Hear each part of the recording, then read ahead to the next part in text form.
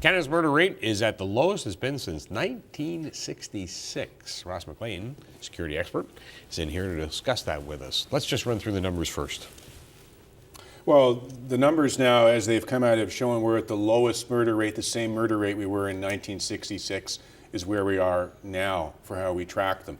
And even with your last segment, the answers to why that is, it's a pretty complicated answer as to why it is. Let's say it's a good thing the murder rate is down, but let's look at some of the reasons as to why the murder rate is down. Just before we do, 8% since 2012 to 2013, 1.44 victims per 100,000 in population. Wow, 505 homicides still.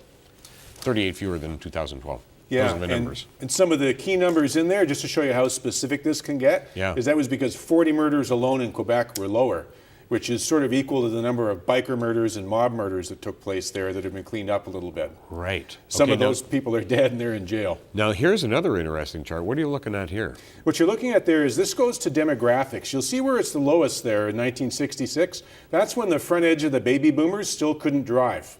And you see where it peaks right at the top there, just about 1973?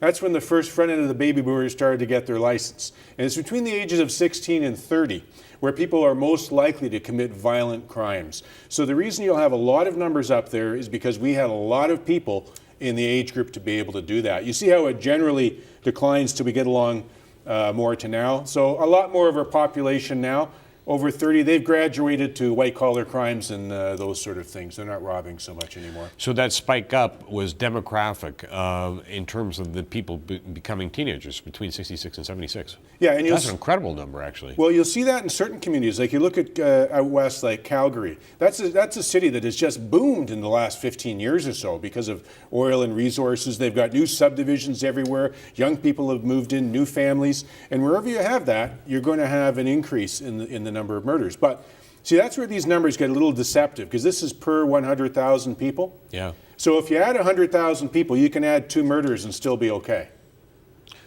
Well, okay. Right? So what happens is, so long as the murder rate is growing with the population, you can say you're doing the same or better.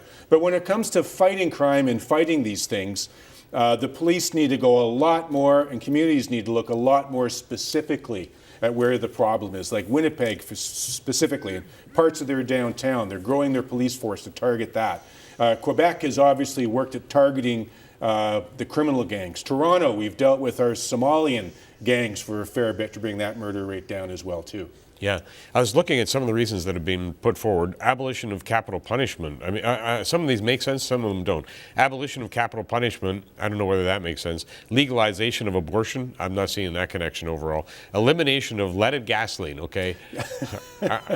Missed me on that one. Rise of juvenile psychiatric drugs. I don't know whether that was the rise back in 1976 or right now. But. Yeah, well, you know, when you look at some of those, and I'm sorry, you look at some of those numbers on there, like they say, well, there's no unleaded gas anymore, so the lead doesn't get in the air, it doesn't make people crazy, so they murder people. Look, there's a point when you deal with statistics, and it's called the jelly bean problem. As soon as you've got too many variables, you really can't make a good correlation. I'm satisfied with taking automatic illegal handguns out of the hands of criminals who are intent to use them as being a fairly specific, good demographic to go after. And that's one of the changes we've seen in the law in the last little while. We've got that 3-year minimum for having a handgun, an illegal handgun. Bingo, okay, I get it. That helps. That helps because what happens, that law came in, 4 or 5 years ago, but it takes a while from the time the law comes in till a charge gets laid, till a few people get convicted of it, it gets past appeal, word goes back to the street, don't carry a handgun because you're going to get 3 years. So what happens? That's reducing the number of handgun murders. But we are seeing an increase. And most murders happen with handguns. If you're a gangster, you want a handgun. But what we're seeing now is we're also seeing an increase in knifings, right? So the knifings are up because you don't get a minimum 3 years for having a knife if you kill someone. Right.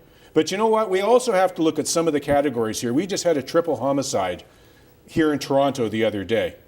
We don't have a category here called the number of honor killings that have gone up, family-side and those sort of things. You know, one of the things you have to do, I've said this to you before, as a police department, as a government, you want to be preemptive rather than reactive to many of the problems that are coming up. We're seeing now the government has brought in new laws to deal with, for instance, sex crimes against teenagers. That's being preemptive because we know that's going to be going up in the future. So let's get the laws in place. So Yeah. we've done some good things on the law and order front. The courts take a while to catch up. And the numbers eventually catch up. The numbers eventually do catch up. Ross, great to have you here. Thanks.